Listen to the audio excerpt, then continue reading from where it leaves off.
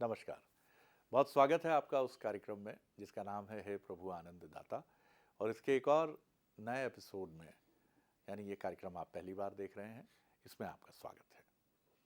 और भिंड से गीता परमार जी हैं, वरिष्ठ नागरिक हैं। उन्होंने एक बड़ा ही मन को छूने वाला एक संदेश भेजकर हमसे, विद्वान वक्ता जो हमारे साथ इस कार्यक्रम में रहते हैं, हमारे डॉक्टर साहब सुरेंद्र बिहारी गोस्वामी जी, उनके सामने उन्होंने कहा है कि शरद जी आप इसको रखिए और मुझे बताइए। इन्होंने प्रश्न ये किया है, जानना ये चाहा है कि जीवन में बड़ेपन का भाव कब और कैसे आता है। क्या ये घटना प्रधान होता है?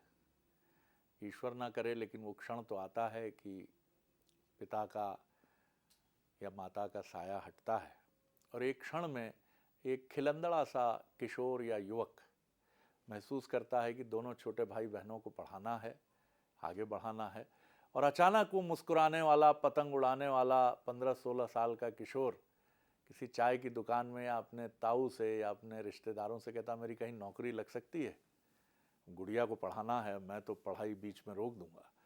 तो ये बड़ापन घटना प्रधान होता है या व्यक्ति अनुभवों से सीख कर बड़ा होता है? और कई लोग, इन्होंने ये भी कहा कि मैंने अपने कुटुंब में देखा है कि वो बड़े ही नहीं हो पाए, हर दृष्टि से बड़े नहीं हो पाए, और जहां थे वहीं अटक कर रह गए। जिस जिद में थे उसी जिद में अटके हैं, जिस गुस्से में थे उसी गुस्से में अटके हैं, जिस अतृप्ति में अटके थे उसी अतृप्ति में अटके हैं। तो बड़े होने का इनका बड़ा वृहद अर्थ है।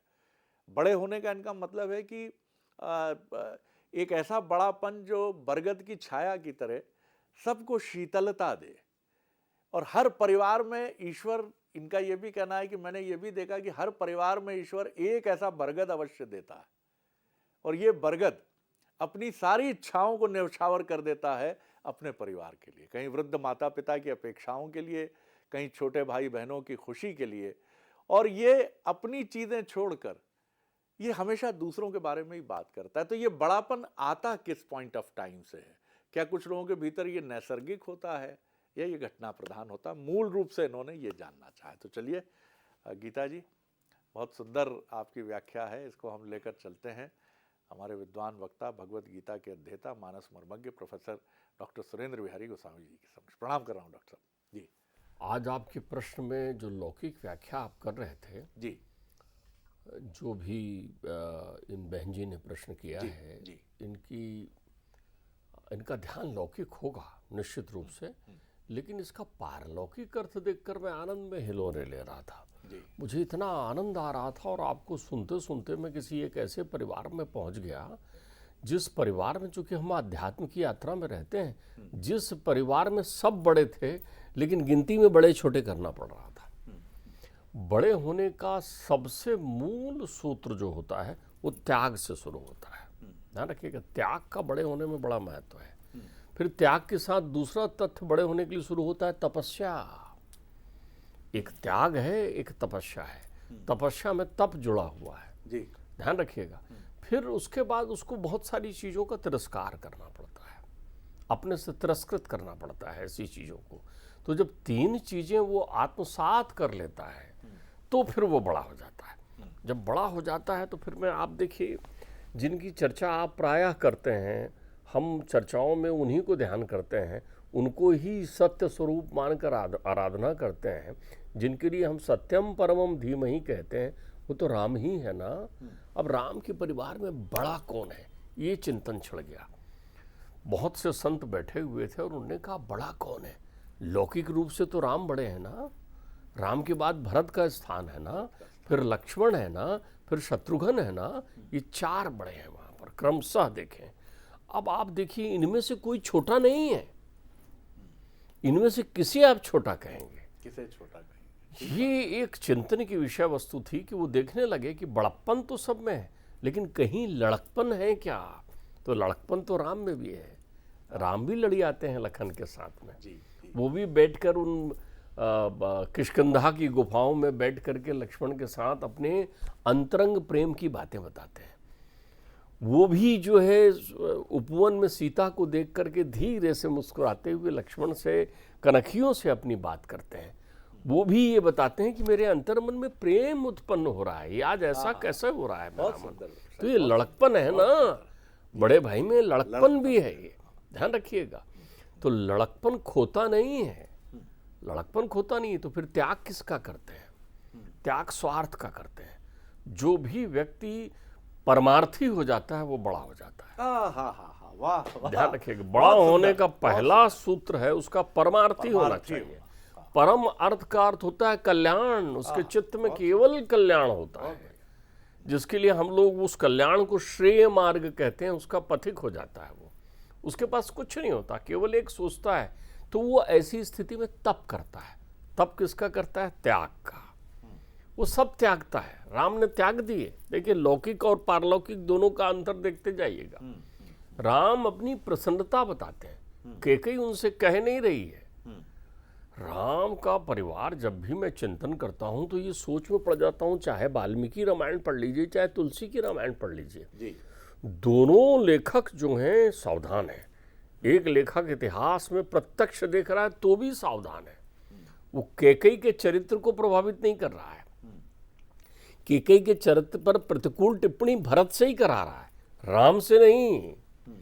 भरत कह रहे हैं कि मैं मर गया होता तो कितना अच्छा होता, तुझ कुलकलंकी का पुत्र होने का मुझे ये दुर्भाग्य नहीं झेलना पड़ता। भरत कह रहे हैं, ध्यान रखना, राम नहीं कह रहे हैं। राम को सबसे प्रिय माताओं में कैकेयी है, कैकेयी को सबसे प्रिय राम है। लेकिन बुद्धिनाशात प्रणश्यते, वो भी देवताओं के हित के लिए यदि बुद्धि नाश हुई है तो कैकेयी कह नहीं रही है। कैकेयी केवल ये कह रही हैं कि बेटा वो 2 वर मांगने थे मुझे, तो मैंने तेरे पिता से 2 वर मांग लिए। बोले तो अच्छा किया माँ, क्या वर मांगा है? बोले कुछ नहीं, मैंने ये मांगा है कि भरत को जो है वो राजसत्ता दे दिया जाए और तुझे जो है वन की ओर भेज दिया जाए, ऐसा मैंने तेरे पिता से कहा है। तो चूंकि तेरे पिता तुझसे बहुत प्रेम करते हैं ना, इसलिए पिता मूर्छित हो रहे हैं, इसलिए पिता जो है वो घबराए हुए हैं, इसलिए पिता के मुंह से वाणी नहीं निकल रही है। तो बेटा तू बड़ा है, तेरे को जैसा उचित समझ में आता है कर, कैकेयी कह रही है। वचन दिया, रघुकुल रीति सदा चली आई, प्राण जाए पर वचन न जाई। ये वचन तो दिया उनने, मैंने मांग लिया, तुम कहो तो मैं वचन वापस ले लूं, तुम कहो तो मैं ये वचन वापस ले लेती हूं। अब राम की प्रतिक्रिया देखिए, देखिए तपस्या कैसी होती है, त्याग कितना क्विक होना चाहिए। त्याग में सोचने का समय नहीं होना चाहिए। एक निश्चल मुस्कुराहट के साथ राम कहते हैं, आहा आपने कितना अच्छा मांगा है माँ, मेरा प्रिय है भरत, भरत को आपने ये राज्य दे दिया, इससे अच्छा प्रिय क्या हो सकता है मेरे लिए, ये बहुत अच्छा मांगा। और मुझे वन का राज्य दे दिया, वनवास नहीं कह रहे हैं, मुझे वन का राज्य दे दिया, जहाँ साधु संत समागम मुझे मिलेंगे और मैं भ्रमण करते हुए वहाँ जाऊंगा, उनका सत्संग मुझे आपने दे दिया। इतनी कृपा की माँ मुझ पर, ये तप है, ये तप है। अब भरत भी लौटा रहे हैं। हाँ लौटा रहे हैं। अब अभी भरत तो छोटा कौन, राम तो अगर राम से पूछो तो राम को तो अपने से बड़े भरत दिखाई पड़े हमेशा। इसलिए राम ने हर बार, देखिए हनुमान को देखकर उनके मन में आया कि मैं उसको कितना प्रेम करूं, तो वो कहते हैं तुम मम प्रिय भरत ही सम भाई, लक्ष्मण सम भाई नहीं कहा, क्योंकि लक्ष्मण छोटा है, अभी उस बड़प्पन पर नहीं पहुंचा है जिस बड़प्पन पर भरत है। भरत भी त्याग करने, भारत भी भरत ही सम भाई, भरत कह रहे। विभीषण जा रहे हैं तो देखिए कैसे कीर्ति फैल रही है, बड़प्पन की कीर्ति फैल जाती है उस त्याग की, उस तपस्या की, क्योंकि वो परमार्थ होता है। उसके लिए सोशल मीडिया की जरूरत नहीं है, उसको पड़ोसी के माध्यम से बताने की जरूरत नहीं कि मैंने भाई के लिए क्या नहीं किया है। हमारे यहाँ तो ये बताते हैं लोग, अगर आप करके बता रहे हैं तो फिर त्यागा नहीं है आपने, फिर पकड़ के रखा है। मैंने अपने भाई को पढ़ाया, खुद नहीं पढ़ा, खत्म हो गया आपका त्याग, आपने त्याग किया ही नहीं। आप तो एक ऐसा पेड़ लगा रहे थे जिससे फल खाने की अभिलाषा आपके पास थी, आप परमार्थी कहाँ थे। बड़प्पन दायित्व है, दायित्व, ध्यान रखिएगा, केवल दायित्व है। और दायित्व के साथ जो जुड़ा हुआ है वो कर्तव्य जुड़ा हुआ है, कर्तव्य और दायित्व जुड़ा होता है। बड़प्पन अधिकार नहीं है, अधिकार ही को तो सब त्याग रहे हैं वहां पर। अधिकार को कंदूक की तरह, बाल की तरह एक दूसरे जहां पहुंच रहे हैं वहां एक लात लगा रहे हैं, अधिकार जाए, हमको अधिकार नहीं चाहिए। जैसे हम देश के लिए कहते हैं ना, स्वतंत्रता हमारा जन्म सिद्ध अधिकार है। कमाल है, अधिकार है, ये अच्छी बात है, लेकिन उसके साथ जो बड़प्पन के लिए दो चीजें जुड़ी हुई है, दायित्व और कर्तव्य है कि नहीं है? बहुत सुंदर। देश को स्वतंत्र बनाने का दायित्व किसके पास? वो जितने भी हमारे बलिदानी हो गए हैं, जिन्होंने अपने बलिदान दिए हैं, वो बलिदान उनका निरर्थक है यदि हमने उसको अधिकार मान लिया है। दायित्व माना क्या? प्रत्येक परिवार में बड़प्पन वहां दूषित हो जाता है जब वो अधिकार हो जाता है। मैं बड़ा, बस अब वो खत्म हो गया, वहां त्याग चला गया, वहां तपस्या खत्म हो गई। वहां आपने तिरस्कृत नहीं किया मोह को। तिरस्कार किसका करना है? मोह का। तो विभीषण जब मिलने आ रहे हैं तो किस राम से मिलने आ रहे हैं? ये सोचने वाली बात है। विभीषण वहां से संकल्प लेकर चल रहे हैं कि मैं राम से मिलने जा रहा हूं। तो कौन से राम से मिलने जा रहे हैं वो? कितना सुंदर बाबा तुलसी ने बड़प्पन को कैसे आगे रखा। भरत बड़े हैं राम से बड़प्पन में। वो कह रहे हैं जिन पायन के पादुकनी और भरत रहे मन लाए, और ते पद आज बिलोकहूं इन नयनन अब जाए। मैं उन चरणों को देखने जा रहा हूं जिसकी चरण पादिका की पूजा कर रहे हैं भरत वहां बैठ करके। तो यहां श्रेष्ठ कौन है? भरत। भरत, वाह। वो उन चरणारविंदों को देखने जा रहे हैं जिसकी पूजा भरत करते हैं। जी जी ध्यान रखिएगा। जी। गंगा से पार हो रहे हैं, पार हो रहे हैं गंगा से। मैया जा रही है, प्रभु जा रहे हैं, लखन जा रहे हैं, तो मैया पूजा कर रही है। मैया पूजा कर रही है गंगा की। लौट कर आऊंगी माँ, गंगा आशीर्वाद दे रही है, प्रत्यक्ष नहीं हो रही है। राम जा रहे हैं, प्रणाम कर रहे हैं, मैया कह रहे हैं आप तो कृतार्थ करने आए हैं धरती को। अंतर्मन से वाणी चल रही है। लक्ष्मण जा रहे हैं, कितना अच्छा भाई, ये सेवा में पहुंच रहा है। लेकिन जब भरत निकल रहे हैं तो मैया प्रकट हो गई, भरत के सामने प्रकट हो गई और कहते हैं भरत निकल रहा है यहां से। भरत, बड़प्पन देखिए भरत का, छोटा है लेकिन पन तो सीखा है ना भाई से, राम का भाई है वो भरत। तो जब भरत निकल रहे हैं तो मैया प्रकट हो गई, बोल रहे हैं ऐसा मत जाओ, कुछ मांग के जाओ, कुछ मांग लो मुझसे। लोग यहां मुझसे मुक्ति मांगने आते हैं, तुम कुछ मांग लो। तो भरत कहते हैं धर्म न अर्थ न काम रुचि, और नहीं चाहो निर्वाण। मां भ्रम में मत रहो, ना मुझे धर्म चाहिए, ना अर्थ चाहिए, ना काम चाहिए, ना मुक्ति नहीं चाहिए, कुछ नहीं चाहिए। मां आपसे देना ही चाहते हो तो जन्म जन्म रति राम पद और न कछु वरदान। यही वरदान दो कि मेरी जन्म जन्मांतर तक मेरा मन जो है राम के चरणों में लगा रहे। मैया ने दिया ना, तो चरण पादुका लेकर ही आए ना कि ले इसको रख। उन्होंने उनसे मांगा था कि मुझे वो पादुका दे दें, क्योंकि वो जानते थे रघुकुल रीति सदा चली आई, भाई मानेंगे नहीं, जाएंगे। तो बड़प्पन में यहां अब लक्ष्मण की स्थिति ऐसी है कि वो बिल्कुल अपने भाई, 14 बरस सोए नहीं लक्ष्मण।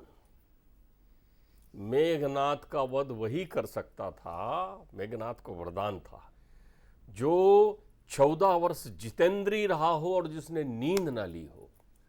माया तम है ना, तो जिसने माया को देखा हो, तम को उस घोर घने अंधेरी रात्रि में बैठकर साधना कर रहे हैं कि न जाने मेरे भाई किस पल मुझसे कोई चीज आवाज लगा दे। धनुष बाण लिए हुए खड़े, सोते नहीं थे वे। कोई प्रसंग नहीं है कि लक्ष्मण सोए, 14 बरस नहीं सोए। तब मारा है मेघनाथ को उन्होंने। मेघनाथ जितेंद्री थे, इंद्रजीत थे, वो इंद्रियों को जीत लेने वाले थे मेघनाथ। मेघनाथ शेषनाग के दमान थे, उनकी पुत्री से विवाह हुआ है, उनकी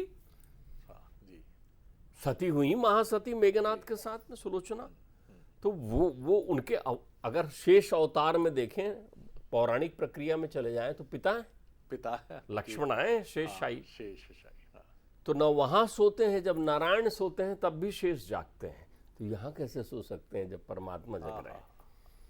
ये लक्ष्मण है। आप देखिए एक पल नहीं सो रहे, भाई के लिए सामने खड़े हैं। जब भी कुछ आता है तो सामने आ जाते हैं, सामने मैं जाऊंगा युद्ध करने, मैं देखूंगा इधर, हर प्रक्रिया में सामने।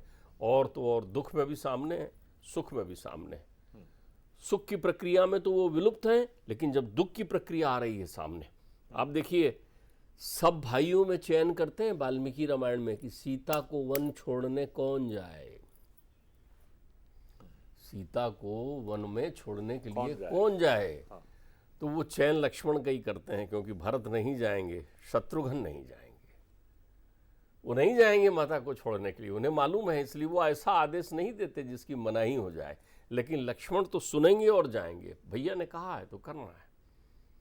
परमार्थ का अटल प्रकाश इतना गहरा हो जाता है उस घर में, जहां सब लोग यंत्रवत बंधे हुए उस प्रकाश के नीचे शीतल छांव की अनुभूति करते हैं। वो होता है बड़प्पन। डॉक्टर साहब क्या बात है। बट वृक्ष की तरफ फैला हुआ वो परमार्थ घर में स्पंदन करता है, वहां कोई उंगली नहीं उठाता, वहां कोई भेद नहीं देता, कोई भेद नहीं देखता, अद्वैत होता है वो बड़प्पन। अब तो परिवार छोटे रह गए हैं साहब, 2-1 लोग होते हैं घर में। मैं उस बड़प्पन की प्रक्रिया कर रहा हूं जिस परिवार में कितने लोग थे। कृष्ण के परिवार में तो कृष्ण की 16,108 रानियां थी ना, तब भी तो सच्चाए रहते थे बलदाऊ जी के सामने। बलदाऊ जी जब सामने आते थे तो कृष्ण जी बिल्कुल सच्चाए हुए लज्जावान किशोर बन जाते थे। रुक्मणी का हरण करने गए हैं, रुक्मणी को लेने गए हैं रथ में, तो बलदाऊ जी को बताया नहीं, खबर नहीं की, चुपचाप गए, भैया को मालूम ना चले। लेकिन वो भी तो बड़े भैया हैं, तो वो पूछते हैं दिख नहीं रहा है कन्हैया, कहाँ गया है वो? तो वो कहते हैं वो वहाँ गए, अपने विदर्भ देश गए, सुनने में आया वहाँ कुछ स्वयंवर है, वहाँ गए। बड़ा हो गया है, अकेला गया है? बोले हाँ, ऐसा थोड़ी है। वो अपने साथ चतुरंगनी सेना लेकर पीछे से पहुँचते हैं, और जब भाई वहाँ रुक्मणी मंगल करते हैं, मंदिर से मैया रुक्मणी को लेते हैं, तो सामने पाते हैं विशाल सेना के साथ बलदाऊ जी, जो सारे लोगों को, राजाओं को रोक कर पराजित करते हैं। ये बलदाऊ जी है। एक प्रसंग नहीं है प्रतिलोमता का वहाँ।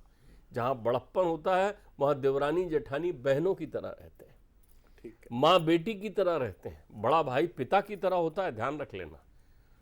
एक पिता से उसके बहिरंग आचरण में आप देख सकते हैं कि बड़ा बेटे को ज़्यादा लाड़ कर रहे हैं छोटे बेटे को, लेकिन कभी पिता के अंतर्मन में जाके तो पूछो, वो कमज़ोर के प्रति अपनी ध्यान धारणा रखेगा, जो कमज़ोर है उसको देखेगा, उसको जा करके। एक पिता होता है, तो बड़ा भाई पिता की तरह होता है। तो आप देखिए, अब राम का बड़प्पन देखिए, लक्ष्मण को मूर्छा लगी, शक्ति किया है, शक्ति का प्रहार किया है मेघनाथ ने, लक्ष्मण पड़े धराशायी, राम के पास लाते हैं, बेहाल हो जाते हैं राम। वो कहते हैं उठ भाई उठ, मुझे सीता नहीं चाहिए, मुझे सीता नहीं चाहिए, मुझे राज्य भी नहीं चाहिए अयोध्या का, मुझे त्रिलोक का कोई सुख नहीं चाहिए, तू उठ जा भाई, मुझे केवल तुम चाहिए, तुम। सुत बितनार कुटुंब परिवारा, और मिलई जाई सब 12 और उठाओ तात बोलो कछु बाता, और फिर ना मिले सहोदर भ्राता। कहाँ खोए हुए इस बड़प्पन को स्मृत कर, तिरस्कृत कर रहे हैं संसार को, त्रिलोक को छोड़ रहे हैं। जो लोग लड़ते हैं आपस में भाई बहन, वो ध्यान रख लिया करो कि किसके लिए लड़ रहे हो संसार में, कौन सी प्रक्रियाएं हैं तुम्हारे पास इस नश्वर संपत्ति के लिए। भाई बहन, भाई भाइयों के बीच कोई मान सम्मान नहीं होता, एक ही मान होता है कुल का। देखो तो कैसे महतारी ने बर्तन मांझ कर पाला। देखो आदमी कब बड़प्पन आ जाता है, अध्यात्म का बड़प्पन देखिए। सेवा कर रही है महतारी, साधु संतों के यहाँ रसोई बना रही है, बर्तन मांझ रही है, सेवा कर रही है, वैधव्य योग को प्राप्त हो गई है, अकेला लड़का है, अकेला। ये दायित्व माता पिता का भी है कि बड़प्पन कैसे विकसित करें। इकलौता पुत्र है, 5 बरस का है, ध्यान रखिएगा। गोदोहन करने गई तो सांप ने काट लिया, माँ भी चली गई, लेकिन माँ की शिक्षा नहीं गई ना। तो साधु संतों के पास जाकर वो कहते हैं मुझे बताओ परमात्मा कैसे मिलेंगे, मैं वो ध्यान करूंगा। और ऐसा ध्यान करते हैं कि नारद हो जाते हैं। नारद जी अपनी महतारी से शिक्षा लेकर पहुंचे। ध्यान करना है, बड़प्पन प्राप्त। बड़प्पन किसी भी दिशा का हो सकता है, पारिवारिक ही नहीं, संसार के लिए बड़े बनना सबसे बड़ा बड़प्पन है।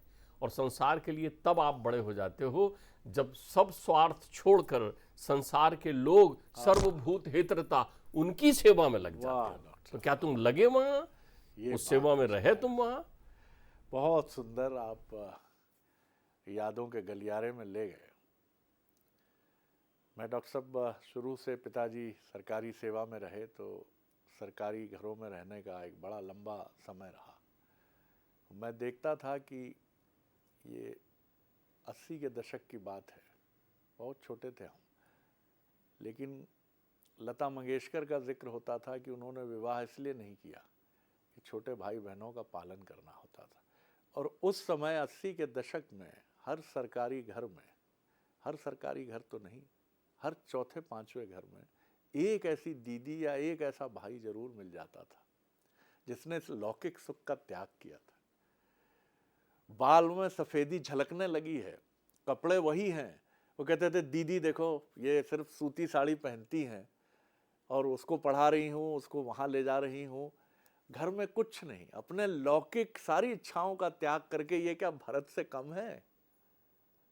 इन्हीं लोगों ने तो कुल परंपरा और समाज का नाम बढ़ाया है, जो डॉक्टर साहब ने आज कई बार आंखें गीली हुई याद करके, वो दृश्य याद करके।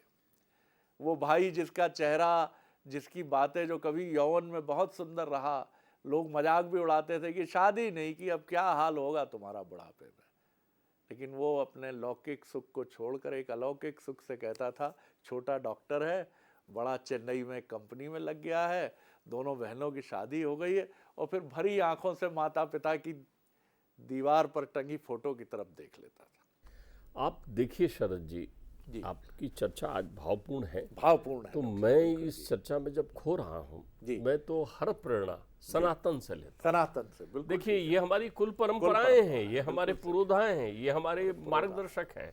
आप देखिए कितना सुंदर वृतांत पिताजी बताते थे। जी। मैंने कहा पिताजी शत्रुघ्न जी के बारे में कभी आपने कहा नहीं। अरे बोले सुन, बैठाए उन्होंने मुझे कहा सुन, ये कथा सुन ध्यान से, अपने जीवन में याद रखना। राम गए वनवास, लक्ष्मण गए उनकी सेवा में, नंदी ग्राम में बैठे हुए हैं भरत जी, परिवार का त्याग करके। भाई किसी के यहाँ कोई संतानें नहीं है, ऐसा नहीं कि भैया लौट कर आएंगे तो मैं परिचय कराऊंगा, ये आपके भतीजे दो। आपका जीवन कैसा चल रहा है? जैसा भाई सुख दुख वही जो बांट ले। जब आप किसी दूसरे का दुख ले लेते हो ना तो वो आनंद बन जाता है, ध्यान रखिएगा, उसी को आनंद कहते हैं। आप लीजिए तो दुख और पीड़ा किसी की लेकर देखिए, आप आनंद बन जाएगा, फिर उसको आपकी स्मृति में ब्रह्म की तरह संजोए रखेंगे।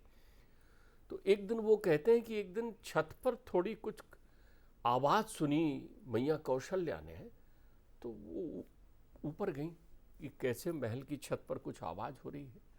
तो देखा एक दीपक जल रहा था, उस पर वो हाथ दे करके एक महिला को खड़े देखा, वो पास गई तो जाकर देखती हैं, अरे तो श्रुतकीर्ति है।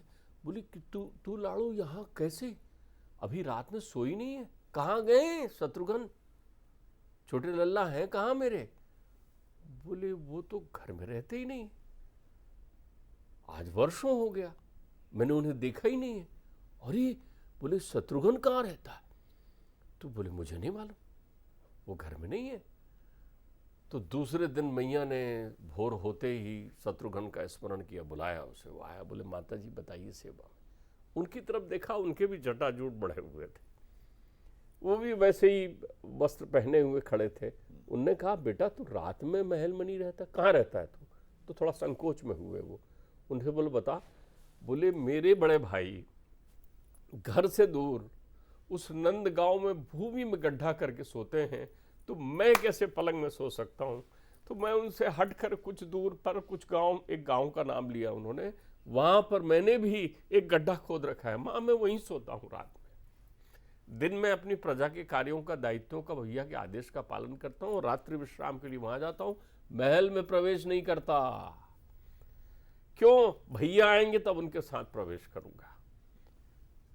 ये जो अपनत्व है, बड़प्पन तब सफल है जब आपके परिवार में सारे लोग बड़े हो जाएं, तभी बड़प्पन सफल होता है। नमन नमन डॉक्टर साहब। जब तक के बड़प्पन का वो अर्थ नहीं, अगर स्वार्थी लंपट लोग तैयार हो गए आपके परिवार में तो आप उनको दोष मत दीजिए, आपकी व्यवस्था में कमी रह गई। एक ही बात पे अटक गया कि दुख को ऐसा आत्मसात करोगे ना तो आनंद हो जाएगा। भगत सिंह फांसी के फंदे को जब चूमते होंगे और कहते होंगे कि मेरी शादी तो इससे हुई है, मृत्यु से। तो वो दुख कहाँ है वहां? वो तो आनंद है, आनंद बन गया, वो तो आनंद बन गया। और राम के परिवार में, प्रभु श्री राम के परिवार में हर व्यक्ति ने अपना आनंद ढूंढ लिया। 14 बरस कोई कम समय होता है? एक दिन नहीं बीतता संकट का, पीड़ा का, लेकिन 14 बरस तप कर रहा है राम का परिवार, प्रभु श्री राम का परिवार। शत्रुघ्न गांव में जाकर गड्ढा खोद के वहां उसकी परिकल्पना करके कि मेरा भाई कितनी पीड़ा में है। कैसा जीवन है हमारा? अगर हम सोचें, संपत्ति विवाद में भाई भाई के पीछे पड़ा है, लठ लेके पीछे दौड़ रहे हैं, कितने विवाद होते हैं, एक दूसरे को विवाह में देख के मुंह फेर लेते हैं। क्या हम किस किस, और ये सब सनातन सम्मत है, जिस सनातन से आप और हम उपजे हैं। इससे अधिक क्या कहा जाए। बड़ा आनंद आया डॉक्टर साहब। और सबसे बड़ी चीज़ मैं फिर याद करूंगा कि दुख को आनंद बनाने की कला ही बड़प्पन है। प्रणाम। अगले एपिसोड में एक और विषय लेकर उपस्थित होंगे।